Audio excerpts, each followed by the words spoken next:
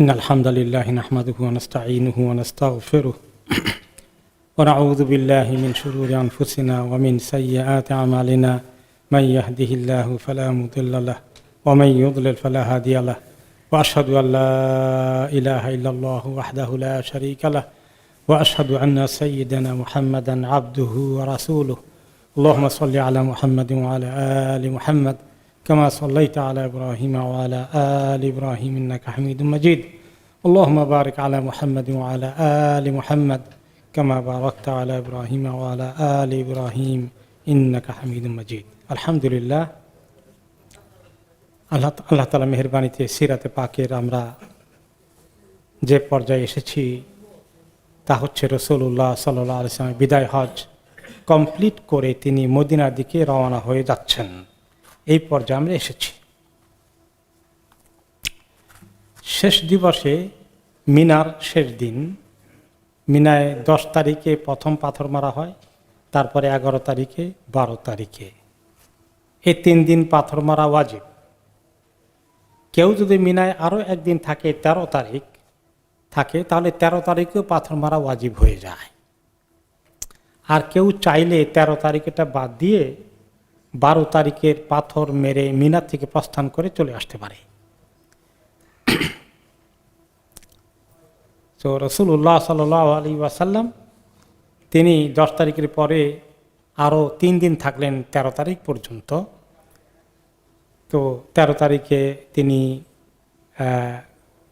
পাথর মারার পরে পাথর মারলেন সূর্য পূর্ব থেকে পশ্চিম দিকে ঢলে যাওয়ার পরেই জোহর রক্ত হয়ে গেলেই তিনি পাথর মারলেন 13 তারিখে, এবং সেখান থেকে পাথর মেরে তিনি চলে আসলেন মিনা পার হয়ে মক্কার দিকে আসার।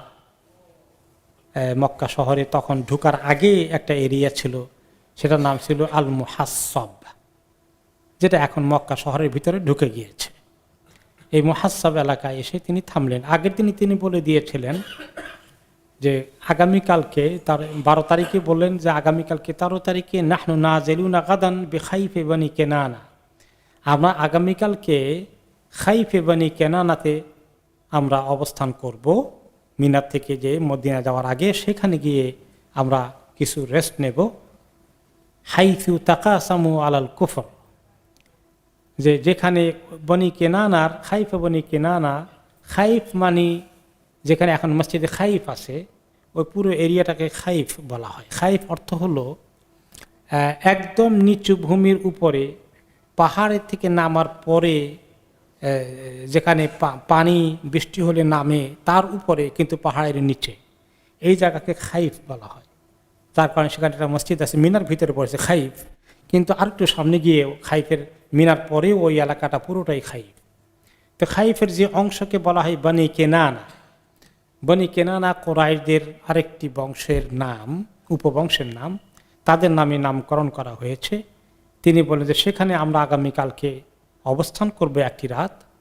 হাইথু তাকাসামু আলাল কুফর, যেখানে তারা কুফরের উপরে শপথ গ্রহণ করেছিল, চুক্তি করেছিল, সবাই একমত হয়েছিল। সে কোন কুফরের চুক্তি করেছিল? তারা নবী করিম সাল্লাল্লাহু আলাইহি সাল্লাম প্রকাশ্য দাওয়াত দেওয়ার পরে তারা তখন ওনাকে থামাতে পারল না। বনি হাশেমের লিডার আব্দুল মুত্তালিব বা আবু তালেবকে থামানো গেল না। ওনারা ওনাদের সহযোগিতাই করছেন বলতে গেলে। আবু তালেব মুসলিম না হলেও রাসূলুল্লাহ সাল্লাল্লাহু আলাইহি ওয়াসাল্লাম দাওয়াতি কাজে ওনাকে সহযোগিতা করছেন। এই জন্য আবু তালেবের গোষ্ঠী, যেটাকে বা বনু আব্দুল মুত্তালিব, যেটা নবী করিম সাল্লাল্লাহু আলাইহি ওয়াসাল্লাম নিজের গোষ্ঠী, তাদের সবাইকে ওনারা আলটিমেটাম দিলেন, মুহাম্মদকে ত্যাগ না করলে তোমাদের সবাইকে আমরা ত্যাগ করব। আমরা এই আলোচনা সিরাতে পাকে শুনেছি। শিয়াবে আবি তালেব, যেখানে মক্কার এই কোরাইশ বংশের লোকদেরকে তারা এক ঘরে করে ফেললো। কিভাবে এক ঘর করলো? যে মুহাম্মদকে ছেড়ে না দিলে, তার সঙ্গ ত্যাগ না করলে আবু তালেবের গোষ্ঠী, বনু হাশিমের গোষ্ঠীর সঙ্গে আমাদের কোনো বেচা কিনা, ব্যবসা বাণিজ্য, কোনো সহযোগিতা, কেউ তাদের মেয়েকে বিয়ে করানো, কেউ তাদের ছেলেকে বিয়ে করানো তাদের কাছে, এগুলো কিচ্ছু করতে পারবে না। প্রায় 3 বছরের মতো সেখানে ওনারা না খেয়ে শুকিয়ে শরীরে হাড় চামড়া থাকলো, সেই ইতিহাস আশা করি আপনাদের কিছুটা মনে আছে। তিনি ওই জায়গায়, তারা এই জায়গায় বসে ওই শপথটা করেছিল, এই জায়গায় বসে বাকি আরবরা চুক্তি করেছিল। তো সেটা তিনি ওই জন্য বললেন যে এই বনি কেনান আর এই খাইফের মধ্যে যেখানে তারা শিরকের ভিত্তিতে আমাদের দ্বীনের দুশমনি করার জন্য একমত হয়েছিল, সেই জায়গাতেই তো এখন আল্লাহ তাআলা আমাদের হাতে এনে দিয়েছেন। আমরা মিনা পার হয়ে মদিনায় যাওয়ার আগের রাত্রে সেখানে রেস্ট নেব। তো নবী করিম সাল্লাল্লাহু আলাইহি সাল্লাম সেখানে দিনের বেলাতেই ঢুকলেন, রাতে নয়, শুধু দিনেই পাথর মেরে সেখানে চলে গেলেন। সবাইকে বললেন, সবাই মিনার থেকে প্রস্থান করে ওখানে চলে আসো। মিনার শেষ পাথরটা যেটা মারা, তারপরেই তো মক্কা। তখন সে জায়গার নাম ছিল কেনানা, খাউফে বনি কেনানা। ওখানে তিনি অবস্থান করলেন এবং সেখানে তিনি 5 ওয়াক্ত নামাজ পড়লেন, বা 4 ওয়াক্ত নামাজ পড়লেন। জোহর নামাজ আদায় করলেন, আসর, মাগরিব এবং এশা, 4 রাকাত নামাজ আদায় করলেন, খাওয়া দাওয়া আদায় কিছু করা করলেন। এরপর এশা পরে উনি সাহাবায়ে কেরাম বিশ্রাম নিলেন, কিছুক্ষণ ঘুমানোর প্রস্তুতি নিলেন, ঘুমালেন কিছুক্ষণ এই জায়গায়। তারপরে ঘুমোতে গিয়েছেন, এই সময় আয়েশা রাদিয়াল্লাহু তাআলা আনহার মনের আবেগ ফুটে উঠল। তিনি বললেন, ইয়া রাসূলুল্লাহ, ইয়ারজিউন নাসু বিউমরাতিন ওয়া হাজ্জাতিন ওয়া আরজু আনা বিহাজ্জা। আমার সঙ্গে যারা এসেছিল সবাই তো হজ ওমরা 2টা করে যাচ্ছে, আর আমি শুধু একটা হজ করে যাচ্ছি, আমি ওমরা করতে পারলাম না। কেন ওমরা করতে পারেন নাই মনে আছে তো? ওনার মাসিক চলে আসলো, যার ফলে ওনার ওমরা না হয়ে সোজা হজের কাজ শেষ হয়ে গেল। বাকিরা কেরান করেছেন বা তামাত্তু করেছেন, হজ ওমরা দুটোই ওনাদের আদায় হয়ে গেছে।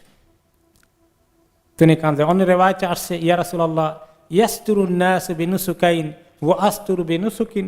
সবাই হজ শেষে বাড়িতে যাবে 2টা ইবাদত করে, আর আমি একটা ইবাদত করে যাচ্ছি। তার মানে আমার ওমরা হলো না। মহিলা মানুষ, আবেগপ্রবণ, এখন কি করা যায়? তো রাসূলুল্লাহ সাল্লাল্লাহু আলাইহি ওয়াসাল্লাম বোঝানোর চেষ্টা করলেন, ইয়াসাউকি তাওয়াফুকি লিহাজ্জাকি, ওমরা থেকে কোনো চিন্তার কারণ নাই। তুমি যে হাজ করেছ, তাওয়াফ করেছ, ওমরা করেছ, এটা তোমার ওই সবার 2টার মতেই সওয়াব আল্লাহ তাআলা তোমাকে দিবেন, কম দিবেন না, ঠিক আছে? কিন্তু মা আয়েশা রাদিয়াল্লাহু আনহা বুঝেন না। কোন রিওয়ায়াত আছে উনি কাঁদছিলেন যে আমি তো ঢুকে গেলাম।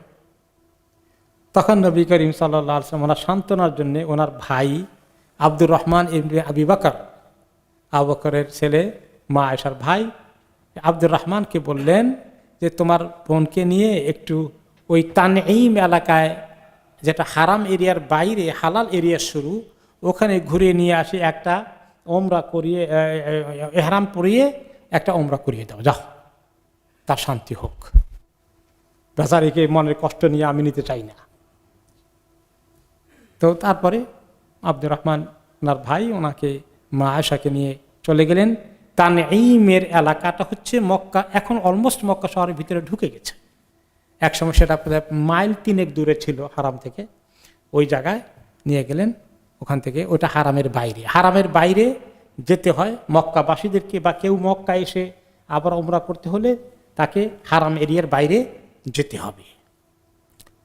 তো ওনাকে হারামে বাইরে গিয়ে ওমরা করে নিয়ে আসা হলো। সেই জায়গার নাম তানঈম, এখনও ওই জায়গার নাম তানঈম, কিন্তু অনেক লোকেরাই এখন বলে মসজিদে আয়েশা, মসজিদে আয়েশা। ওখানে আয়েশা রাদিয়াল্লাহু আনহা নামে কোনো মসজিদ ছিল না, মসজিদই ছিল না।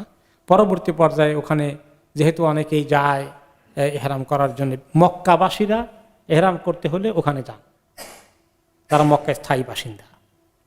তো শেষ পর্যন্ত তাদের সুবিধার জন্য একটা মসজিদ করা হয়, সেই মসজিদের নাম হয়ে গেল মসজিদ আয়েশা রাদিয়াল্লাহু আনহা। তিনি রাতের বেলায় রাতে গিয়েই ওনারা ওমরা করে চলে আসলেন, বেশি দূরে না, তখন তার তো ট্রাফিক জ্যাম টমা ছিল না, উঠে করে গিয়ে চলে আসলেন। নবী করিম সাল্লাল্লাহু আলাইহি ওয়াসাল্লাম তখন ওই মুহাসসাব এলাকায় উনি ঘুমিয়ে আসেন, এখনো ফজর হয়নি, সকাল হয়নি। তো ওনারা দুজন ঢুকলেন। তিনি বললেন, হাল ফারাক তুমা, ওমরার কাজ ফিনিশ হয়ে গেছে?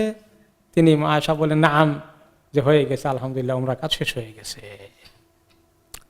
নবী করিম সাল্লাল্লাহু আলাইহি সাল্লাম তখনও রাত, কিন্তু তিনি তখন বলে দিলেন যে এখন সবাই রেডি হয়ে যাও, এখন আমরা মদিনার দিকে প্রস্থান করব। তবে মদিনা যাওয়ার আগে সবাইকে একটা বিদায়ী তাওয়াফ করতে হবে, বিদায়ী তাওয়াফ। এবং তিনি বলে দিলেন লা ইয়ানফিরান্না আহাদুন হাত্তা ইয়াকুনা আখিরা আহদিহি বিল বাইত। সবাই তখন টায়ার্ড হয়ে গেছেন, এখন মদিনা বা বিভিন্ন অঞ্চলে যে কবিলা থেকে যেখান থেকে এসেছেন সবাই চলে যাবেন, সবাই রেডি হচ্ছেন, তাড়াহুড়ো করছেন। তখন তিনি বললেন খবরদার, কেউ এখান থেকে চলে যাবে না নির্দেশ মুখে বিদায়ী তাওয়াফ না করে। সবাইকে বিদায়ী তাওয়াফ করতে হবে, এটা ওয়াজিব। বিদায়ী তাওয়াফ হজের অংশ নয়, কিন্তু বিদায়ী তাওয়াফটা হলো মক্কা ছাড়ার একটা আমল। যারা ইবাদতের নিয়তে, হজের নিয়তে মক্কা যান, তাদেরকে এই বিদায়ী তাওয়াফ করে আসতে হয়। কেউ যদি 1 মাস থাকেন হজের পরে, তার বিদায়ী তাওয়াফ কখন হবে? আশার আখ্যান দিয়ে 1 মাস পরে। কেউ যদি 6 মাস থাকে, তাহলে আশার আখ্যান দিয়ে হবে। কাজে বিদায়ী তাওয়াফ হজের অংশ নয়, তাওয়াফ মক্কা ছাড়ার একটা আমল। এটা হাজিদের ক্ষেত্রেই, হজের ক্ষেত্রেই প্রযোজ্য অধিকাংশ ওলামাদের মতে। কেউ কেউ বলেছেন যে ওমরার জন্য করে নেওয়াও ভালো, এটাও কেউ কেউ বলেছেন। কিন্তু এটা মেইনলি আসছে হজ উপলক্ষে। তিনি যখন ওমরা করছিলেন রাসূলুল্লাহ সাল্লাল্লাহু আলাইহি সাল্লাম, তখন ওমরার পরে কাউকে এটা বলেছেন বলে কোনো রেওয়ায়েত পাওয়া যায় না। যাই হোক, তো ওনারা সবাই বিদায়ী তাওয়াফ করলেন রাতের ভিতরেই, এবং ওনারা মক্কা ছাড়লেন ফজরের আগে। ফজর পড়ার জন্য দেরি করলেন না, কারণ রাসূলুল্লাহ সাল্লাল্লাহু আলাইহি ওয়াসাল্লাম তো মনে তো চায় ফজর পড়তে, আরও 1 ওয়াক্ত বেশি পড়তে, সওয়াব কত বেশি হবে। কিন্তু তিনি জানেন যে লক্ষাধিক মানুষ ওই সময় এইভাবে ইন্তজার করতে নামাজের জন্য লম্বা সময়, কোথায় এত টয়লেট ছিল তখন, কোথায় এত ফ্যাসিলিটি, উম্মতের প্রতি ইহসান করার জন্য দেরি করলেন না, ফজরের আগেই বের হয়ে গেলেন। এরপরে তবে বিদায়ী তাওয়াফের বিষয় হলো, যে সমস্ত মহিলাদের মাসিক থাকে তাদের জন্য বিদায়ী তাওয়াফ মাফ। তো সেটাই হাদিসটা কেমনে আসলো? সবগুলোর পিছনে আয়েশা রাদিয়াল্লাহু তাআলা আনহার অবদান আছে। আল্লাহ তাআলা ওনাকে দিয়ে অনেক কাজ করিয়েছেন, আমাদের অনেক মাসালা জোগাড় করেছেন। তো তিনি এসে বললেন, ইয়া রাসূলুল্লাহ, বিদায়ী তাওয়াফ যে করবেন সবাইকে করতে বলেছেন, এখন সাফিয়ার তো উল্টাপাল্টা কিছু ঘটে গেছে। ওনার সতীন আমাদের মা সাফিয়া রাদিয়াল্লাহু আনহা, তো ওনার তো এই ঘটনা। তো নবী করিম সাল্লাল্লাহু আলাইহি ওয়াসাল্লাম বললেন, আহা বিছাতুনা হিয়া, সে কি আমাদেরকে এই আটকাই ফেলবে নাকি? সর্বনাশ। তো এখন পরে মা আয়েশা বললেন যে না, তার আসল তাওয়াফ হয়ে গেছে, তাওয়াফে জিয়ারা যেটা, ওইটা করতে পেরেছে, রকম তাওয়াফ যেটা হজের তাওয়াফ আদায় করতে পেরেছে, তারপরে গিয়ে মাসিক হয়েছে। তখন রাসূলুল্লাহ সাল্লাল্লাহু আলাইহি ওয়াসাল্লাম বললেন, খালাস, আর কোনো অসুবিধা নাই, ফালতানফার ইদান, তাহলে সে যেতে পারবে। মহিলাদের জন্য মাসিক এসে গেলে বিদায়ী তাওয়াফ করা লাগবে না, কারণ বিদায়ী তাওয়াফ তো হজের আমল না। আর মক্কা ছাড়ার জন্য করা দরকার, কিন্তু সেটা তো তাদেরকে আল্লাহ তাআলা যেহেতু তাদের জন্য জায়েজ নাই, তাওয়াফ করতে হলে মাতাফের ভিতরে, মসজিদের ভিতরে যাওয়া, মাতাফের ভিতরে যাওয়া, এগুলোর জন্য কি লাগবে? পাক পবিত্রতা লাগবে।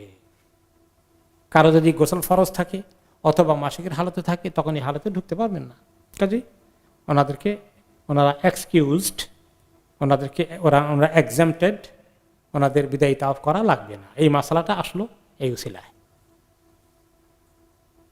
অতঃপর নবী করিম সাল্লাল্লাহু আলাইহি ওয়াসাল্লাম এবার রওনা করে দিলেন মদিনার দিকে, এবং তিনি যাওয়ার সময় সাথে করে কিছু জমজমের পানি নিলেন। তাহলে আমরা এখন যাই, জমজমের পানি নিয়ে আসি, এটাও একটা সুন্নত আমল। নবী করিম সাল্লাল্লাহু আলাইহি ওয়াসাল্লাম সাহাবায়ে কেরামের সাথে করে যতটুকু সুযোগ থাকে জমজমের পানি নিয়ে গিয়েছিলেন। আয়েশা রাদিয়াল্লাহু আনহা সেই বিষয়ে এটাও তিনি রিয়ায়াত করেছেন যে আন্নাহা কানাত তাহমিলু মা'a জামজাম ওয়া তুখবিরু আন্না রাসূলুল্লাহ সাল্লাল্লাহু আলাইহি ওয়াসাল্লাম কানা ইয়াহমিলুহু। তিনি বলেন যে আমিও জমজমের পানি নিয়ে আসছি ক্যারি করে, রাসূলুল্লাহ সাল্লাল্লাহু আলাইহি ওয়াসাল্লামও ক্যারি করেছেন।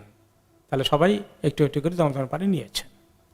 এরপরে তিনি মক্কা থেকে বেরিয়ে গেলেন কুদাই এলাকা দিয়ে। কুদাই এলাকা হলো মনে করেন যে মিসফালার পরে নাক্কাসা, তারপরে গিয়ে একটু লেফটে গেলে হুদাই এলাকা, ওখান দিয়ে তিনি বের হলেন মক্কা থেকে।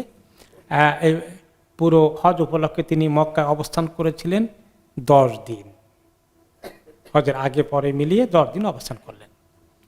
তারপরে যখন তিনি আসলেন একটা এলাকায়, কিছুক্ষণ চলার পরে সেই এলাকার নাম হলো গাদির খুম। গাদির খুম নামে একটা এলাকায় যখন পৌঁছলেন, অথবা সেখানে যাত্রা বিরতি করলেন, রেস্ট নিলেন কিছুক্ষণ। রেস্ট নেওয়ার পর হয়তো একটু নাস্তা পানি খেলে খাওয়া দাওয়া কিছু করলেন। এরপরে নবী করিম সাল্লাল্লাহু আলাইহি ওয়াসাল্লাম ওই উপলক্ষে আরেকটি ভাষণ দিলেন। এই ভাষণটি বড় বার্তাবাহক। এখানে তিনি অনেকটা সুস্পষ্ট ইঙ্গিত করেছেন যে ওনার সময় ঘনিয়ে এসেছে। আল্লাহ তাআলার প্রশংসা করে তিনি খুতবা শুরু করেন, আম্মা বাদ আলা আইয়ুহান নাস, মনে হো হে মানুষ, হে জনতা, ফাইন্নামা আনা বাশারুন ইউশিকু আন ইয়াতিয়া রাসূল রাব্বি ফাউজিব, আমি তো একজন মানুষ, মানুষ মাত্রই মরণশীল, আমি একজন মানুষ। হয়তোবা অচিরেই খুব সহসাই আল্লাহর কোনো বাণী বাহক আমার কাছে চলে আসবেন আখিরাতে যাওয়ার জন্য রেডি হতে, আমি তার ডাকে সাড়া দিতে হবে। আল্লাহর পক্ষ থেকে ফেরেশতা এসে আমাকে ডাকবেন, ইয়া রাসূলুল্লাহ আপনার তো সময় হয়ে গেছে আল্লাহর কাছে যাওয়ার, যাবেন না আরো কিছুদিন সময় নেবেন? নবীদেরকে আল্লাহ তাআলা এরকম করে ফেরেশতাদেরকে পাঠান। মালাকুল মউত এসে জিজ্ঞেস করেন, ইয়া রাসূলুল্লাহ আপনার যে সময় আল্লাহ ঠিক করে দিয়েছেন সেটা তো এসে গেছে, আপনি কি আরো কিছুদিন থাকবেন আল্লাহর কাছে সেই চাইবেন, নাকি আপনি চলে যাবেন? তো সব নবীরাই বলছেন যে আমি তো আল্লাহর কাছে যেতেই প্রস্তুত, তাই না? তো ওই কথাটাই ইঙ্গিত আসলো যে অচিরেই হয়তো আল্লাহর পক্ষ থেকে বাণী নিয়ে আসবেন আমার কাছে ফেরেশতা, এবং আসলে কিন্তু আমি সাড়া দিয়ে ফেলবো, আমাকে চলে যেতে হবে। যদি এমনটি ঘটে যে আমি চলে যাই, আম্মা বাদ, তারপরে কি হবে?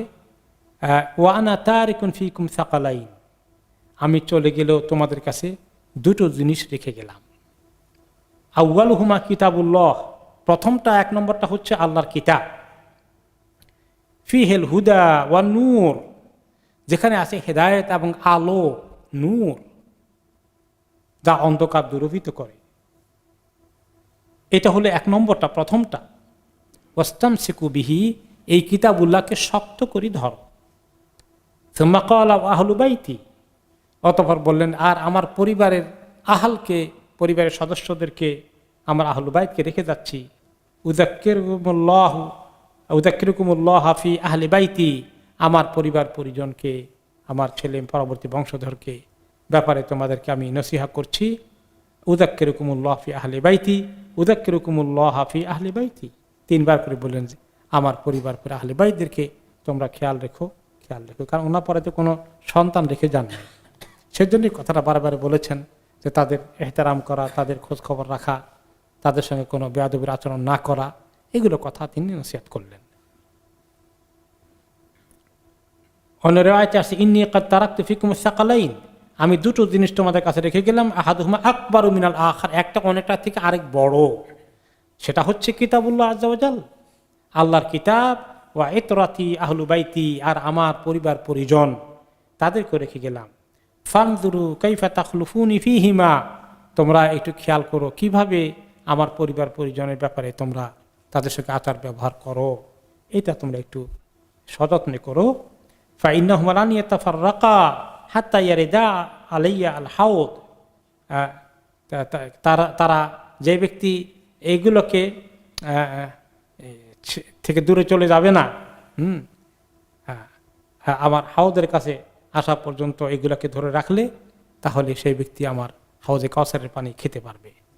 এখানে আসলো ওনার কোরআন এবং ওনার পরিবারের কথা। কিন্তু অন্য জায়গায় ওরা আগেই অনেকবার তিনি বলেছেন, তারাকতু ফীকুম আমরাইন মা ইন তামাসসাকতুম বিহিমা লান তাদুল্লু আবাদা, কিতাবুল্লাহ সুন্নাতে রাসূলিহি। অন্য হাদিসে এসেছে যে আমি তোমাদের জন্য দুটো জিনিস রেখে যাচ্ছি, আল্লাহর কিতাব এবং তার নবীর সুন্নত, এই দুটোকে আঁকড়ে ধরলে তোমরা কখনো পথভ্রষ্ট হবে না, বিভ্রান্ত হবে না।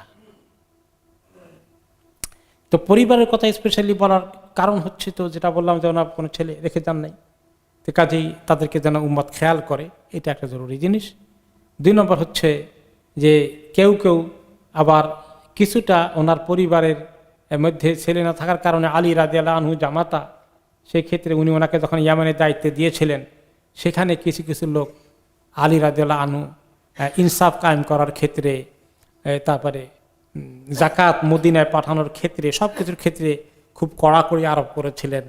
সেটার কমপ্লেন কেউ কেউ করেছিল, মনে আছে কিনা, যে সেটাকে ওই সময় তিনি সাবধান করেছিলেন। আবারও বললেন যে তোমরা আলী রাদিয়াল্লাহু আনহু জামাতা হিসাবে, ওনার মেয়ে ফাতেমার স্বামী হিসাবে তার সঙ্গে যেন ওই আগের কথা মনে করে, যে উনি ইয়ামানে ওনার বিরুদ্ধে কমপ্লেন এসেছিল, এই জাতীয় কোনো কিছু খারাপ ধারণা পোষণ না করে তিনি সে ব্যাপারে সতর্ক করলেন।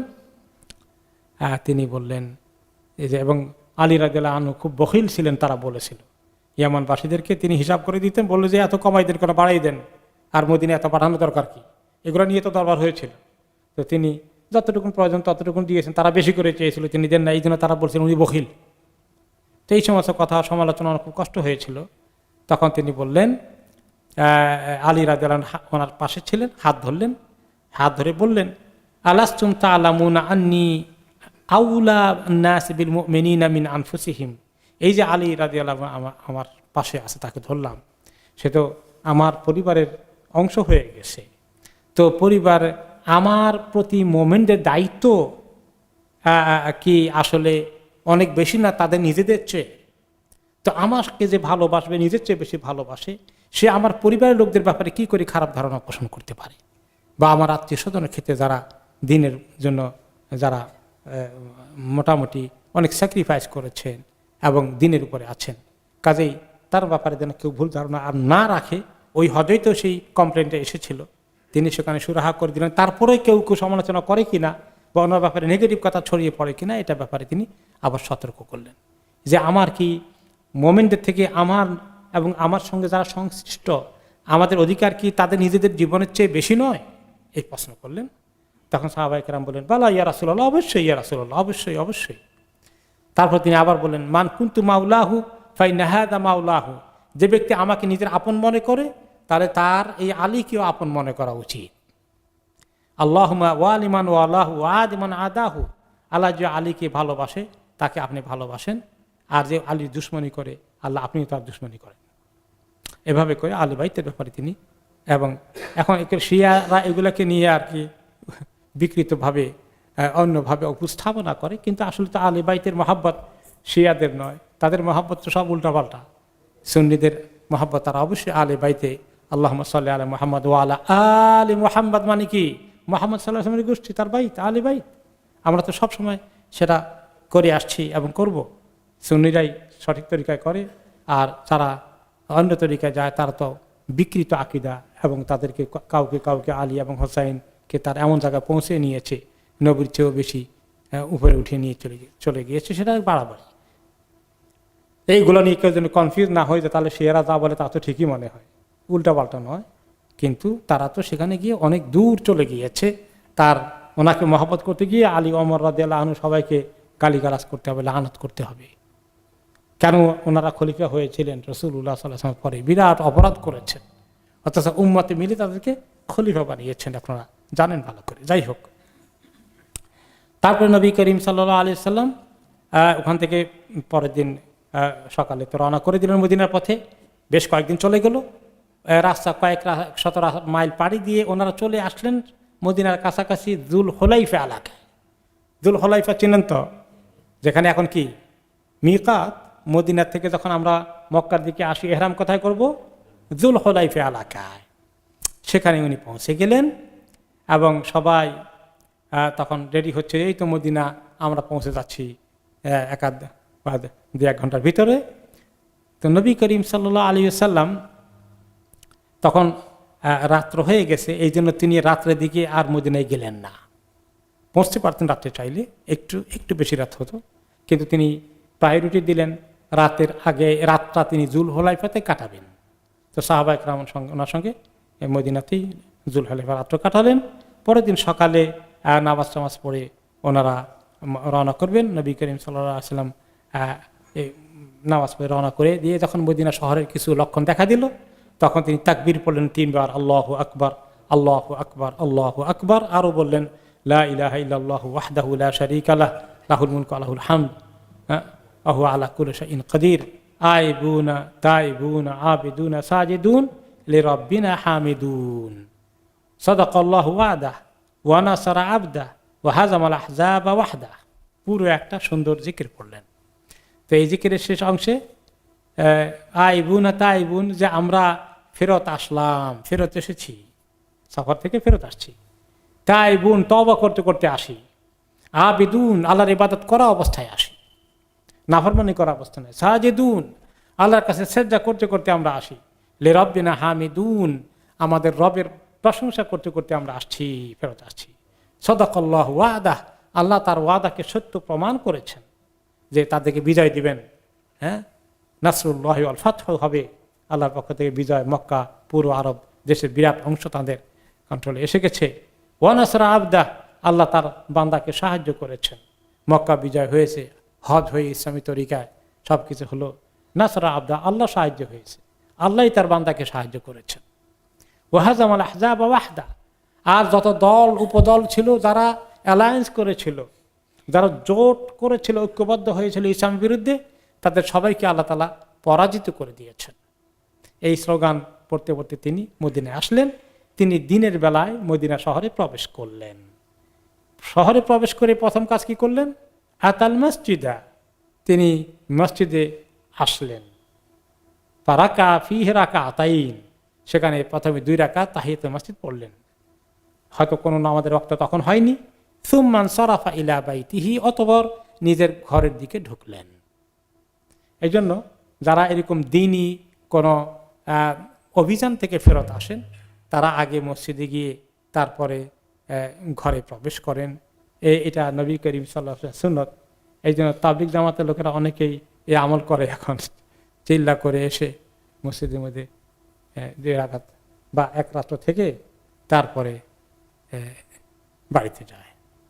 তো আমাদের এলাকায় এরকম একটা ঘটনা ঘটেছে যে একজন এরকম ফেরত এসে রাত্রেবেলা মসজিদে ছিল। মসজিদে মানুষ কেউ থাকে না। তো মুয়াজ্জিন কি মসজিদে ঢুকে যেতে কি জিনিস দেখি রে বাবা, চিৎকার করে ভয়ে পালিয়েছে। তো যাই হোক, নবী করিম সাল্লাল্লাহু আলাইহি ওয়াসাল্লাম মিশনের সঙ্গে তো আর এগুলো আখেরি জামানার এগুলো তুলনা করা সেই লেভেলের নয়। যাই হোক, তারপরেও কেউ কেউ হয়তো চেষ্টা করলো। তো মদিনা তিনি এসে গেছেন, ঘরে এসে গেছেন। তো পাশের কোন এক প্রতিবেশী মহিলা, তার নাম হলো উম্মে সিনান আল আনসারিয়া রাদিয়াল্লাহু আনহা, একজন আনসারি মহিলা, উনি চেনেন ওনার প্রতিবেশী। তো ওনাকে দেখলেন যে উনি বাড়িতে রয়ে গেছেন, কারণ আশেপাশে তো অনেকেই চলে গেছে হজ করতে রাসূলুল্লাহ সাল্লাল্লাহু আলাইহি ওয়াসাল্লামের সাথে। এই মহিলা গেল না, কারণ কি? মহিলা খুব দিনদার, যাওয়ার কথা। তিনি ওনাকে জিজ্ঞেস করলেন, মা মানাআকি আন তাহুজ্জি মা'ানা, তোমার কি হলো, তুমি আমাদের সঙ্গে হজ করতে যাওনি?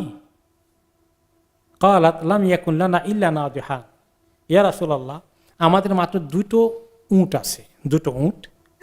ফাহাজ্জা আবু ওয়ালাদিনা ওয়া ইবনুহু আলা নাদিহিন, আমার স্বামী আর ছেলে 2 জনে মিলে 1 উট নিয়ে গেছে। ওয়া তারাকা লানা নাদিহান নানদাহু আলাইহি, আর পরিবারের সদস্যদের জন্য 1টা উট রেখে গেছেন। এখন 3 জন তো 1 উটে যাওয়া যাবে না, তাহলে উট তাহলে আরেকটা নেওয়া লাগে। তাহলে বাকি লোকেরা, পরিবারে যারা আছে, এরা চলতে পারবে না, এদের জন্য পানি আনার জন্য আর কোনো উট থাকবে না। তখন তো প্রত্যেক বাড়িতে কুয়া ছিল না, কারণ আরব দেশে কুয়া, আমাদের দেশের কোনো কোনো এলাকায় অল্প খুঁড়লেই পানি পাওয়া যায়। আরব দেশে কুয়াটা কত খোঁড়া লাগে, অনেক গভীরে করতে হয়। তো যার ফলে যে আরও ছেলে পেলে বা আরও লোকজন আছে, ফ্যামিলিতে সদস্য আছে, তাদের জন্য আরেকটা উট রাখতে হয়। সেজন্য আমি যেতে পারলাম না, মহিলা আফসোস করে বললেন। তখন ওনাকে এই আফসোসের থেকে সান্ত্বনা দেওয়ার জন্য নবী করিম সাল্লাল্লাহু আলাইহি ওয়াসাল্লাম একটা সুন্দর হাদিস বললেন, যেটা আজকে আমাদের কাজে লাগছে। কি বললেন? ফাইদা কানা রমাদান ইতামারি ফিহি, তাহলে এক কাজ করো, আমার সঙ্গে হজ করার নসিব তোমাকে আল্লাহ দিলেন না, তাহলে তুমি আগামী রমাদান আসলে উমরা করে নিও। ফাইন উমরাতান ফি রমাদান তা'দিলু হাজ্জাতান, রমাদান মাসে উমরা করে তুমি পুরো হজের সওয়াব পেয়ে যাবে। কোন কোন রিওয়ায়াতে আসছে তা'দিলু হাজ্জাতান মাই, যে রমাদান মাসে উমরা করলে আমার সঙ্গে হজ করার সওয়াব পেয়ে যাবা। এই জন্য রমাদান আসলে স্বাভাবিক অবস্থায় মানে এত বেশি লোকজন উমরা করতে যায়, প্রায় হজের মতো অবস্থা সৃষ্টি হয়ে যায় এই হাদিসের কারণে। বিদায় হজ করে তিনি মদিনায় পৌঁছে গেলেন। এরপরে মদিনায় পৌঁছার পরে ওনার ইন্তেকাল আগে পর্যন্ত আর বেশি বাকি নাই।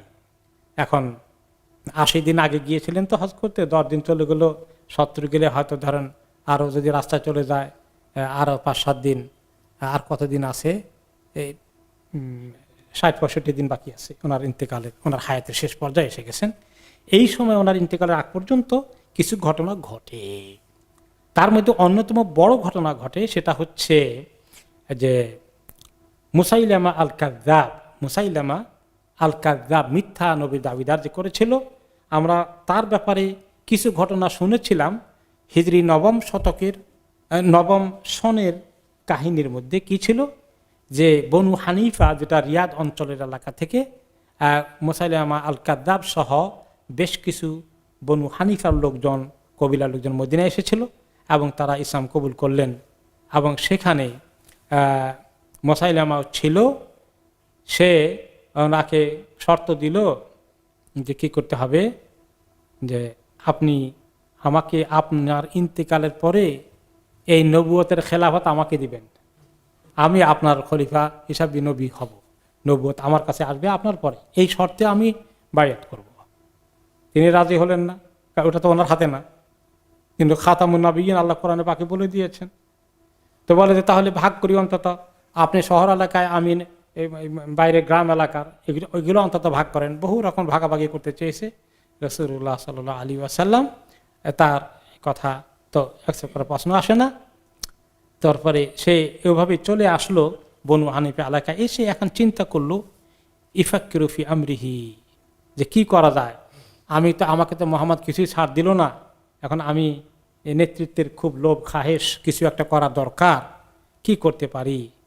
তারপরে সে আমাকে কোনো চান্সই দিল না।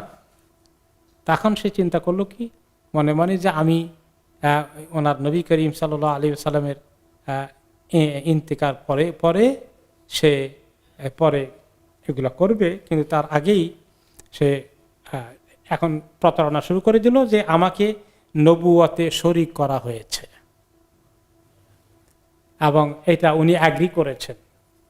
মিথ্যা কথা প্রচার করে দিল যে মুহাম্মদ সাল্লাল্লাহু আলাইহি ওয়াসাল্লাম অ্যাগ্রি করেছেন আমি নবুয়তে ওনার সঙ্গে শরীক আছি, এবং তার কথাকে অ্যাটেস্টেড করে দিল, সত্যায়িত করে দিল এক লোক, তার নাম হলো রাজ্জাল ইবনে উনফুয়া। এই রাজ্জাল ইবনে উনফুয়া বলে, হ্যাঁ ঠিক বলেছে, আমি ছিলাম, আমি সাক্ষী, ওনাকে নবুয়তের অংশ দেওয়া হয়েছে। এই তো একেবারে কনফার্ম করে দিল, সিল করে দিল। যে লোকটা একলাই যদি বলে, কেউ যদি সাপোর্ট না করে, সাক্ষী না দেয়, তাহলে তো মানুষের মনে একটা প্রশ্নবোধক চিহ্ন থাকতে পারে, তাই না? কিন্তু যদি আরেকজন একেবারে জান দিয়ে সাক্ষী দেয় যে আমি শুনছি, হ্যাঁ এটাই, তাহলে তো সাধারণ মানুষ বিশ্বাস করে বসবে। অনেকেই বিশ্বাস করে বসলো। এই রাজ্জাল যে লোকটা, এই লোকটাও কিন্তু এই মুসাইলামা আল কাযযাব সহ বনু হানিফার লোকদের সঙ্গে নবী করিম সাল্লাল্লাহু আলাইহি ওয়াসাল্লামের সঙ্গে যখন তারা দেখা করতে আসছিলেন, তখন কিন্তু এই লোকটা ছিল। সে ইসলাম কবুল করলো তো কেন, এবং কোরআনের কিছু সূরাও সে শিখেছিল ওনার সঙ্গে, এবং ফাকিহ ফিদ্দীন, দিনের ভালো কিছু জ্ঞানও অর্জন করেছিল। তো কিন্তু এই লোকটার ভিতরে যে আল্লাহ তাআলা তাকে গোমরাহ করে দিবেন, নবী করিম সাল্লাল্লাহু আলাইহি ওয়াসাল্লামকে আল্লাহ দেখালেন মদিনা থাকা অবস্থাতেই সে কিছু সূরা মুখস্থ করেছে, কোরআনের ইসলামিক কিছু জ্ঞানও শিখলো। একদিন তিনি তাকে দেখলেন যে সে ফোরাত ইবনে হাইয়ান এবং আবু হুরায়রা, এই দুইজন সাহাবীর সঙ্গে আছে। 3 নম্বরটা এই রাজ্জাল নামক এই লোকটি, ওকে, রাজ্জাল ইবনে উনফুয়া, আর সে আছে 2জন সাহাবীর মাঝে, একজন হচ্ছেন ফোরাত ইবনে হাইয়ান, একজন আবু হুরায়রা। রাসূলুল্লাহ সাল্লাল্লাহু আলাইহি ওয়াসাল্লাম দেখলেন, তাকে দেখে আল্লাহ তাআলা ওনাকে দেখালেন, ওনার ভিতরে আল্লাহ ধারণা দিয়ে দিলেন, এবং তিনি ওই 2জনকে সাহাবীকে পরে বললেন, ইন্না ফীকুম রাজুলান দারসুহু ফিন্নার আ'যামু মিন উহুদ। তোমাদের 2জনের মাঝখানে যে লোকটি আছে, আমি দেখতে পাচ্ছি, আল্লাহ আমাকে দেখাচ্ছেন, তার দাঁতগুলো জাহান্নামের আগুনে এত বড়, উহুদ পাহাড়ের সমান তার দাঁতের সাইজ। তার মানে জাহান্নামী হবে। কখন কিভাবে হবে ঘটনা তো পরে ঘটবে, নবী করিম সাল্লাল্লাহু আলাইহি ওয়াসাল্লাম ইন্তেকালের পরে ঘটছে ঘটনা, কিন্তু এখন ওনাকে আল্লাহ তাআলা দেখালেন এই লোকের অবস্থা। তখন থেকেই আবু হুরায়রা এবং যে সাহাবীকে তিনি লক্ষ্য করে বলেছিলেন ফরাত ইবনে হাইয়ান, দুজনেই আশঙ্কা করছিলেন যে কি উনি যে বললেন এই ব্যক্তির ব্যাপারে ঘটনা কি হয়, কোন দিকে মোড় নেয়, তার হাসর কি হবে, তার পরিণতি কি হবে। পরবর্তী পর্যায়ে যখন সে চলে আসে এবং মুসাইলামা নবুয়তের দাবি করে, সেই ব্যক্তি তখন মোরতাদ হয়ে তার সাক্ষী দিল, তারপরে তার জন্য সে কাজ করলো এবং সে ছিল বড় ফিতনা বনু হানিফার লোকদের জন্য। তার কারণে এই বনু হানিফা কবিরার প্রচুর লোক কনফিউজ হয়ে গেল, ঠিকই তো সাক্ষী যখন দিয়েছে নিশ্চয়ই হয়তো নবী হবে। এতে করে এই ফিতনা বাড়তে থাকে। এর ফাঁকে দিয়ে তো রাসূলুল্লাহ সাল্লাল্লাহু আলাইহি ওয়াসাল্লামকে আল্লাহ তাআলা নিয়ে যাচ্ছেন। তার পরবর্তী পর্যায়ে কি হবে সেটা পরে আসবে ইনশাআল্লাহ একটু পরে। তো এই প্রসঙ্গে মুসাইলামার বিষয়টা আগাম নবী করিম সাল্লাল্লাহু আলাইহি ওয়াসাল্লামকে আল্লাহ তাআলা স্বপ্নে দেখালেন। তিনি বলেন যে আমি স্বপ্নে দেখি যে আমার দুই হাতের মধ্যে দুটো চুড়ি আছে এবং আমার হাতে চুড়ি সোনার চুড়ি, তাও এটা তো মুসলমানদের জন্য পুরুষের জন্য জায়েজ আছে না। আমি স্বপ্নে দেখি যে আমার হাতে দুটো সোনার চুড়ি, আমি খুব অপছন্দ লাগলো, আমি দুটোরে ফু দিলাম, এমনি করে ফু দেওয়ার সঙ্গে সঙ্গে ওই দুটো উড়ে চলে গেল, চুড়ি আর আমার হাতে থাকলো না। তিনি পরে বলেন, পরের দিন সাহাবাদেরকে লক্ষ্য করে বললেন যে ফাআউয়ালাহুমা কাযযাবাইনি ইয়াখরুজান, যে এই দুইজন মিথ্যা নবী আমার পরে আসবে, এটাই এই স্বপ্নের ব্যাখ্যা। এবং ইনশাআল্লাহ তারা টিকবে না, আল্লাহ তাআলা তাদেরকে উড়িয়ে নিয়ে যাবেন, কিন্তু তারা একটা ফিতনা সৃষ্টি করবে অল্প সময়ের জন্য। এই ব্যাপারে হাদিসটা আরো বিস্তারিত এসেছে। আবু হুরায়রা রাদিয়াল্লাহু আনহু নিজে হাদিসটি রিওয়ায়াত করেছেন। রাসূলুল্লাহ সাল্লাল্লাহু আলাইহি ওয়াসাল্লাম বলেন যে বাইনা আনা নাইমুন রাআইতু ফি ইয়াদাইয়া সিওয়ারাইন মিন যাহাব, আমি ঘুমিয়ে আছি, দেখি যে আমার হাতে দুটো সোনার চুড়ি। ফাআহাম্মানি শাআনুহুমা, আমি খুব দুশ্চিন্তাগ্রস্ত হয়ে গেলাম, আমার হাতে সোনার চুড়ি কেন, এটা তো জায়েজ নাই পুরুষদের জন্য। ফাউহিয়া ইলাইয়া ফিল মানামি আন আনফাখাহুমা, আমাকে স্বপ্নেই আবার ইঙ্গিত দেওয়া হলো ফু দিয়ে দেন এই দুইটাকে। ফানাফাখতুহুমা ফাতারা, ফু দিলাম, দুইটা উড়ে চলে গেল। ফাআউয়ালতুহুমা কাযযাবাইনি ইয়াখরুজানি বাদি, আমার স্বপ্নের ব্যাখ্যা আমার মাইন্ডে এসে গেল, আমার পরে দুটো নবী মিথ্যা নবুয়তের দাবি করবে। এই দুটোই আসলো ওনার ইন্তিকালের পরে পরেই এই দুটো মিথ্যা নবী দাবিদার ছিল। একটা হলো আল আনসি, সনা ইয়ামান এলাকায় সে এসেছিল মিথ্যা নবুয়তের দাবি করে। আল আখার মুসাইলামা, দ্বিতীয়টা ছিল মুসাইলামা, যেটা ইয়ামামা বনু হানিফা গোত্রের এলাকায় অঞ্চল ছিল। তো আমরা অল্প একটু শুনবো মুসাইলামার অপকর্ম কি ছিল, সে কিভাবে লোকদেরকে কনফিউজ করার চেষ্টা করেছে, এবং নবী করিম সাল্লাল্লাহু আলাইহি ওয়াসাল্লাম এটার খবর মদিনায় যাওয়ার পরে তিনি কি করলেন। মুসাইলামা সে কি করতো, লোকদেরকে কোরআনের মতো কিছু বানিয়ে বানিয়ে কাছাকাছি বানিয়ে লোকদেরকে ছেড়ে দিত, এই আমার উপরে দেখো কিভাবে ওহী নাজিল হয়েছে।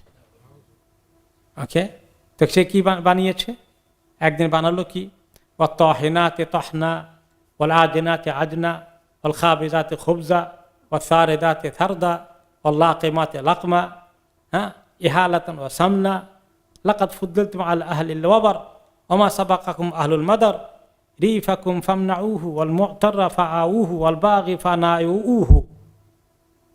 তার কোরআন বানিয়েছে।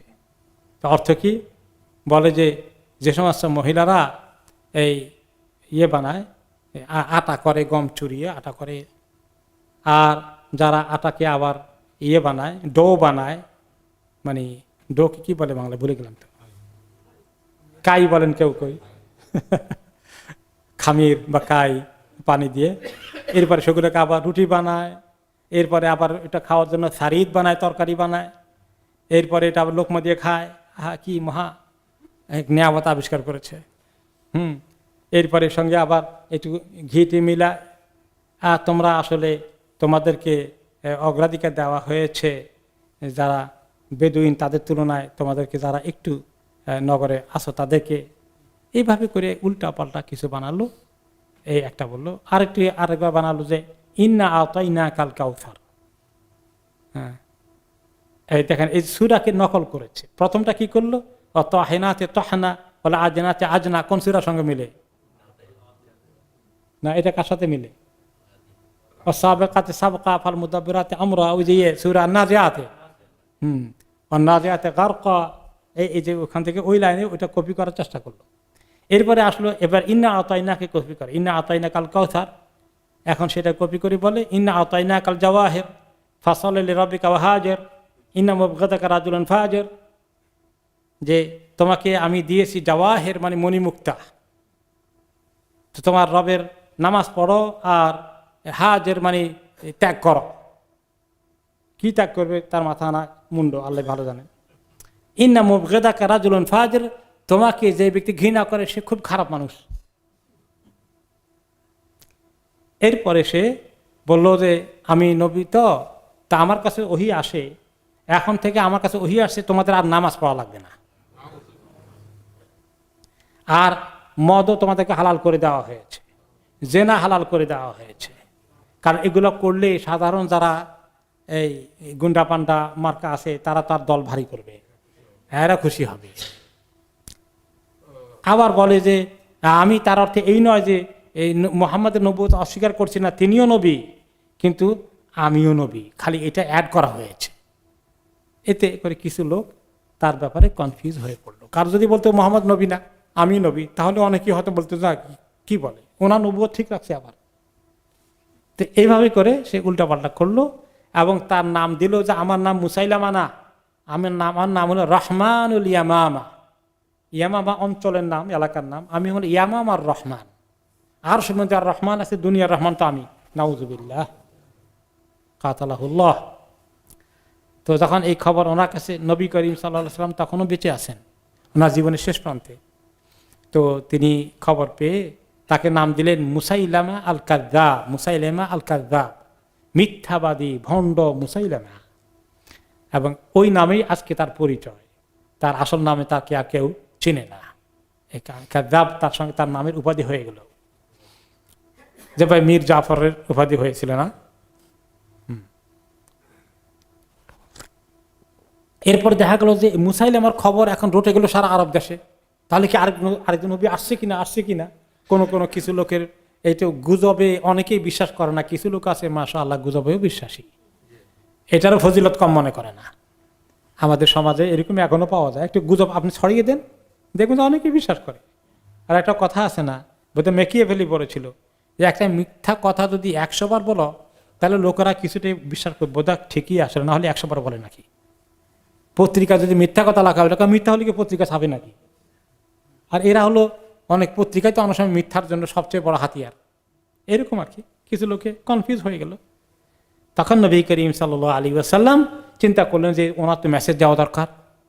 তিনি তখন খুতবা দিলেন একদিন মসজিদের মধ্যে, আল্লাহর প্রশংসা করে বললেন আম্মা বাদ ফাকাদ আকসারতুম ফি শানি হাযার রাজুল। এবং অনেক সাহাবীর কথা বলা বলি শুরু করছে যে কি হবে, নবী করিম সাল্লাল্লাহু আলাইহি ওয়াসাল্লাম অসুস্থ হয়ে পড়েছেন, তিনি ইঙ্গিত দিয়েছেন তিনি তো হয়তো দুনিয়া থেকে চলে যাবেন, তারপরে কি উপায় হবে, আল্লাহ আমাদের কি সমস্যা হবে, তার ফিতনা থেকে কেমনে বাঁচবো, বিভিন্ন রকমের আলোচনা সমালোচনা যা হয় আর কি। একটা কিছু ছড়িয়ে দিলে কি হয়, কত লোকে তার নিজস্ব ব্যাখ্যা করে, তাই না? এগুলো এখন মানে টক অফ দ্য টাউন হয়ে যাচ্ছে। তখন তিনি বললেন ফাকাদ আকসারতুম ফি শানি হাযার রাজুল, এই লোকটার ব্যাপারে তোমরা বেশি কথা বলতেছো, বেশি কথা বলা বলি করছো, এত আলোচনা সমালোচনা করছো কেন? একটা কথাই ভেরি ক্লিয়ার, ওয়াইনাহু কাযযাবুন মিন সালাসিনা কাযযাবান ইয়াখরুজুনা ক্বাবলা আদ-দাজ্জাল। এ হচ্ছে একটা বড় মিথ্যাবাদী ভণ্ড নবী, 30 জন ভণ্ড নবী কিয়ামতের আগে, দাজ্জালের আগে পৃথিবীতে নবুয়তের দাবি করবে, তার মধ্যে সে একজন। সে হলো মুসাইলামা একজন। আরো 29 জন আসতে পারে কিয়ামতের আগ পর্যন্ত, এনি টাইম, কোথায় যখন আল্লাহ তাআলা পরীক্ষা করবেন উম্মতকে। কুল্লুহুম ইয়াদঈন নবুওয়া, এরা সবাই নবুয়তের দাবি করবে। তারপরে তালহা আন-নামরি একজন ইয়ামামা থেকে আসলেন, এসে বললেন আইনা মুসাইলামা। তো তালহা আন-নামরি নামে এক লোক অন্য কবিলা থেকে এসেছিলেন, এসে এই মুসাইলামার খোঁজ নিবেন। তিনি জিজ্ঞেস করলেন আইনা মুসাইলামা, ওই এলাকার লোকদেরকে যারা তার ভক্ত তাদেরকে জিজ্ঞেস করলেন মুসাইলামা কোথায়। কালু মা রাসুল আল্লাহ, বলে খালি তো মুসাইলামা নাম ধরে রাখো, আল্লাহ নবী বলো না কেন, আল্লাহ রসুল বলো, কোথায় মুসাইলামা আল্লাহ রসুল এটা বলো না কেন। ফাকালা আউযুবিল্লাহ, কেন আমি এটা বলবো, হাত্তা আরাহু, খালি দেখি তারাকে এক নজর। ফালাম্মা জাআহু ক্বালা আনতা মুসাইলিমা, তখন মুসাইলিমা আসলো, বলল তুমি মুসাইলিমা? ক্বালা নাম, হ্যাঁ আমি মুসাইলিমা। ক্বালা মান ইয়াতিকা, তোমার কাছে কে আসে, তুমি যে নবুয়তের দাবি করো, এগুলো খবর নিয়ে তোমার কাছে কে আসে? ক্বালা রহমান, রহমান আসেন আমার কাছে, জিবরাইলও লাগবে না, সরাসরি আল্লাহ চলে আসেন তার কাছে, তার এত শান, নাউজুবিল্লাহ। তখন তিনি বললেন আফি নূরিন আমফি যুলমাতিন, যখন আসে তখন কি আলোর মধ্যে আসে না অন্ধকারের মধ্যে আসে তোমার কাছে, আলো থাকে না অন্ধকার অবস্থায় আসে? কল আফি যুলমা, অন্ধকারের মধ্যে আসে। তখন তিনি বললেন আশহাদু আন্নাকা কাযযাব, আমি সাক্ষী দিচ্ছি তুমি একটা প্রচন্ড মিথ্যাবাদী, একটা বড় মিথ্যাবাদী। ও আন্না মুহাম্মাদান সাদিক, কিন্তু মুহাম্মদ হচ্ছেন সাদিক, এটা ঠিক। তবে এই লোকটার দুরবস্থা দেখেন, ওয়ালাকিন্না কাযযাবা রাবিয়া আহাব্বু ইলাইয়া মিন সাদিক মুদর, কিন্তু মুশকিল হয়ে গেল যে মুহাম্মদ আসছেন মুদর কবিলা থেকে, মানে কোরাইশদের সবচেয়ে বড় উপরের অংশের নাম হলো মুদর, এই পরে কোরাইশ টোরাইশ বিভিন্ন ভাগ হয়েছে। তো মুদর মানে কোরাইশ বংশের যে উপরে, যে মুদর আমাদের গোষ্ঠীর মধ্যে না, যেহেতু তুমি যেহেতু আমাদের এলাকা, কাজে এখন তুমি মিথ্যাবাদী হলেও যেহেতু আমরা রবিয়া এলাকার লোক, তাদের বংশধর, এখন তোমাকে সঙ্গ না দিয়ে তো উপায় নেই, কি করবো, তোমার সঙ্গে থাকতে হবে মিথ্যা হলেও। দেখছেন কিছু লোক আছে যখন এরকম গন্ডগোল লাগে, যখন দেখে যে দুই পক্ষের মধ্যে গন্ডগোল, এখন এক পক্ষ হকের উপর আছে, আরেক পক্ষ বাতিলের উপরে আছে, এখন বলে যে বাতিল যেহেতু আমার ভাই, কি করবো, আর তার পক্ষে আছে, আঞ্চলিকতা টান এবং এই করে মনে করেন যে এভাবে করে ফেলে। তো এই যে বেদুইনটা আসলো, সে এসে হক চিনেও মিথ্যা দিকে চলে গেল, সে অভিশপ্ত হয়ে গেল। এবং পরবর্তী পর যখন যুদ্ধ হয় আবু বকর রাদিয়াল্লাহু আনহুর সময়, নবী করিম সাল্লাল্লাহু আলাইহি ওয়াসাল্লাম ইন্তিকালের পরে কিন্তু মুসাইলামার পতন আসতেছে সে কাহিনী। তো সে ওইখানে তাকে মুসলমানরা খালিদ ইবনে ওয়ালিদের নেতৃত্বে যখন এসেছিলেন, তখন সেই লোকটা সেখানে ধরাশায়ী হয়ে যায়, যুদ্ধে পরাজিত হয়ে তার জাহান্নাম নিশ্চিত হয়ে যায়। এখন নবী করিম সাল্লাল্লাহু আলাইহি ওয়াসাল্লাম মদিনায় বয়ান তো করলেন, করে চিন্তা করলেন যে এই মুসাইলামাকে তিনি একটা চিঠি দিবেন, তাকে থামানো যায় কিনা উল্টাপাল্টা থেকে। তিনি তার কাছে মিথ্যাবাদীর কাছে চিঠি লিখলেন, বললেন যে মুসাইলামা নিজে নবী করিম সাল্লাল্লাহু আলাইহি ওয়াসাল্লামকে চিঠি পাঠালো। কি চিঠি পাঠালো? বললো মিন মুসাইলিমা রাসূলিল্লাহ ইলা মুহাম্মদ রাসূলিল্লাহ, আল্লাহ রসুল মুসাইলিমার পক্ষ থেকে আল্লাহ রসুল মুহাম্মদের কাছে, সালামুন আলাইক, সালাম দিলাম। আম্মা বাদ, অতঃপর ফাইন্নী কাদ উশরিকতু ফিল আমরি মাক, তুমি কি জানছো নাকি আমি তো তোমার সঙ্গে শরীক হয়ে গেছি। ওয়া ইন্না লানা নিসফুল আরদ ওয়া লিকুরাইশিন নিসফুল আরদ, আমাদের এই জমিনের অর্ধেক আর কোরাইশদের তোমার মাধ্যমে তাদের অর্ধেক। ওয়ালাকিন্না কুরাইশান কওমুন ইয়াহতাদুন, আমি জানি কোরাইশ লোকেরা সবসময় সীমা লঙ্ঘনই করবে। উল্টা দিল যে আপনি এটা মানবেন না, জানি কোরাইশের লোক তো আপনি সীমা লঙ্ঘন করবেনই। সে দুটো লোককে দিয়ে দূত হিসাবে এই চিঠি পাঠালো কার কাছে? রাসূলুল্লাহ সাল্লাল্লাহু আলাইহি ওয়াসাল্লামের কাছে। এই দুটো লোকের নাম ছিল, একটা নাম আব্দুল্লাহ ইবনে নাওয়াহা, আর একজন নাম ইবনু উসাল। এই দুইটা চিঠি নিয়ে গেল নবী করিম সাল্লাল্লাহু আলাইহি ওয়াসাল্লামের কাছে। তিনি চিঠি পড়ার পরে নবী করিম সাল্লাল্লাহু আলাইহি ওয়াসাল্লাম ওই দুইজন দূতকে বললেন, ফামা তাকুলানে আনতুমা, তোমরা তো তাকে দেখেছ, তার ব্যাপারে তোমাদের মতামত কি, তাকে তোমরা কি মনে করো? ক্বালা নাকুলু কামা ক্বাল, সে যাই বলছে তাই মনে করি। আউযুবিল্লাহ, যে সে আল্লাহ রাসূল। ফাকালা রাসূলুল্লাহ সাল্লাল্লাহু আলাইহি ওয়াসাল্লাম আতাশহাদানি আন্নী রাসূলুল্লাহ, তোমরা সাক্ষী দাও যে আমি আল্লাহর রাসূল, সে না। ক্বালা নাশহাদু আন্না মুসাইলিমা রাসূলুল্লাহ, বলে না আমরা সাক্ষী দেই মুসাইলিমা আল্লাহর রাসূল।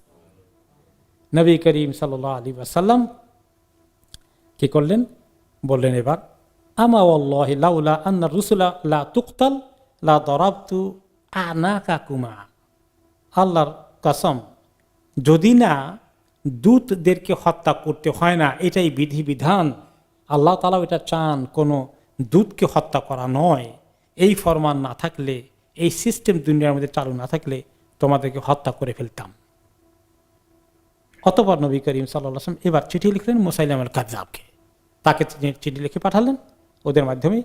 বিসমিল্লাহির রহমানির রহিম, উনি চিঠি লিখলেন মিন মুহাম্মাদিন রাসূলিল্লাহ ইলা মুসাইলিমা আল কাযযাব, তিনি উল্লেখ করে দিলেন আল্লাহর রাসূল মুহাম্মদের কাছ থেকে মুসাইলিমা মিথ্যাবাদীর কাছে। আসসালামু আলা মান ইত্তাবাল হুদা, যে ব্যক্তি হেদায়েত গ্রহণ করে তার প্রতি সালাম। আম্মা বাদ, অতঃপর ফাইনাল আরদা লিল্লাহি ইউরিথুহা মান ইয়াশাউ মিন ইবাদি, জমিন আল্লাহর, তিনি যাকে চান তাকে তার ওয়ারিস বানান, জমিনের উত্তরাধিকারী কে হবে। ওয়াল আকিবাতুল লিল মুত্তাকিন, কিন্তু সর্বশেষ ভালো পরিণতি কার জন্যে, মুত্তাকিদের জন্যই শুধুমাত্র। এই চিঠিটা তিনি পাঠালেন হাবিব ইবনে যায়েদ রাদিয়াল্লাহু আনহু নামে এক সাহাবীকে দিয়ে। হাবিব ইবনে যায়েদ আল আনসারী একজন সাহাবীকে দিয়ে চিঠিটা পাঠালেন। চিঠি পড়ার পরে মুসাইলামা দুষ্টটা এই সাহাবীকে কতল করে দিল। দূতকে হত্যা করতে হয় না, তার দুজন দূতকে তিনি হত্যা করেন নাই, কিন্তু সে হত্যা করে ফেলল। এভাবে এই তার অন্যায় অপকর্ম সে ছড়িয়ে দিল এবং তার বিষয়টা বিরাট ফিতনার কারণ হয়ে গেল। প্রচুর মানুষ মানে তার দ্বারা কনফিউজড হয়ে গেল। তারপরে কিছুদিনের মধ্যেই যখন নবী করিম সাল্লাল্লাহু আলাইহি ওয়াসাল্লামের ইন্তেকালের পরে সে এবার কি করলো, যে ওনার যখন ইন্তেকালের খবর পেয়েছে, সেটা আমরা পরে শুনবো, ওনার ইন্তেকালের কাহিনী আসছে, সে ইতিমধ্যেই এখন লোক লস্কর তৈরি করলো যে মোহাম্মদ যখন মারাই গিয়েছে, এবার তো আমার সুদিন এসে গেছে, আর কোনো কম্পিটিটর, আমার কোনো প্রতিযোগী নেই, আমি একলাই তো রাজা। হ্যাঁ, খুব করে সে করলো। তখন তাকে সাহায্য করার জন্য আবু বকর রাদিয়াল্লাহু আনহু তখন খলিফা, পাঠালেন খালিদ ইবনে ওয়ালিদ রাদিয়াল্লাহু আনহুকে, এবং তিনি মুসাইলিমা কাযযাবকে এই ইয়ামামার বিশাল যুদ্ধে পরাজিত করে দিলেন এবং তাকে হত্যা করলেন, এবং তার সঙ্গে প্রচুর লোক নিহত হয়েছে। এবং সেই যুদ্ধে মুসলমানদের প্রচুর শহীদ হয়েছেন, 100 হাফেজ শহীদ হয়েছে। এবং সেই কারণেই আবু বকর রাদিয়াল্লাহু আনহু তখন খলিফা, তিনি খালিদ রাদিয়াল্লাহু আনহুর নেতৃত্বে পাঠালেন। এবং যখন এত বিরাট নম্বর হাফেজ শহীদ হয়ে গেল, তখন ওমর রাদিয়াল্লাহু আনহু বললেন আবু বকর রাদিয়াল্লাহু আনহুকে যে আপনি তো এখন কোরআন লিপিবদ্ধ করার কাজ করতে হবে, কোরআন সংকলন করার কাজ করতে হবে, কারণ রাসূলুল্লাহ সাল্লাল্লাহু আলাইহি ওয়াসাল্লামের ইন্তেকালের আগ পর্যন্ত তো ওহী নাজিল হয়েছে, তিনি তো আর কোরআনকে কিতাব হিসাবে লিখে রেখে যেতে পারেননি একটা কিতাব হিসাবে। এখন আমাদের এই কাজটা করতে হবে। সমস্ত সাহাবাদের কাছে সিটি ফোটা এখানে সেখানে লেখা আছে, আর তাদের অন্তরে হিফজ করা আছে। 100 শহীদ হাফেজ শহীদ হয়ে গেল। এরকম যদি আরেক যুদ্ধ ঘটে, সেখানে আরো 100 শহীদ হয়ে যায়, এইভাবে যদি সব আমরা হাফেজ হারিয়ে ফেলি, কোরআনই তো হারিয়ে যাবে। তাহলে কোরআন লিখে রাখা দরকার। তিনি বলছেন না, যে কাজ আল্লাহ নবী করেন আমি কেমনি করি, আমি পারবো না, এটা আমার জন্য ঠিক হবে কিনা, এই কাজটা কি অন্যায় হবে কিনা, না ন্যায় হবে। তিনি অনেক নিষেধ করছেন, রাজি হচ্ছেন না। ওমর রাদিয়াল্লাহু আনহু বুঝাতে বুঝাতে সবশেষে এক পর্যায়ে আল্লাহ তাআলা আবু বকর রাদিয়াল্লাহু আনহুকে ইতমিনান দিলেন যে না, কাজটা করা উচিত। তিনি সহ যায়েদ ইবনে সাবিত এবং সাহাবীদেরকে সিদ্ধান্ত দিয়ে পরবর্তী পর্যায়ে কোরআনের একটা সংকলন করা হয়, যেটা পরবর্তী পর্যায়ে আমাদের কাছে ওইভাবে কোরআন লিখিত আকারে আসে। তাহলে এই মুসাইলিমা ইবনে কাযযাবের কাহিনী এখানে শেষ হয়ে গেল। আরেকটা দুষ্ট লোক আছে, সে আল আসওয়াদ আল আনসি, সে ইয়ামানে কি উৎপাত করলো মিথ্যা নবুয়ত দাবি করে, তার খবর আমরা আগামী সপ্তাহে শুনবো। ওয়াবিল্লাহি তৌফিক, জাযাকুমুল্লাহু খাইরান, সুবহানাকাল্লাহুম্মা ওয়া বিহামদিকা, আশহাদু আল্লা ইলাহা ইল্লা আনতা, আস্তাগফিরুকা ওয়া আতুবু ইলাইক।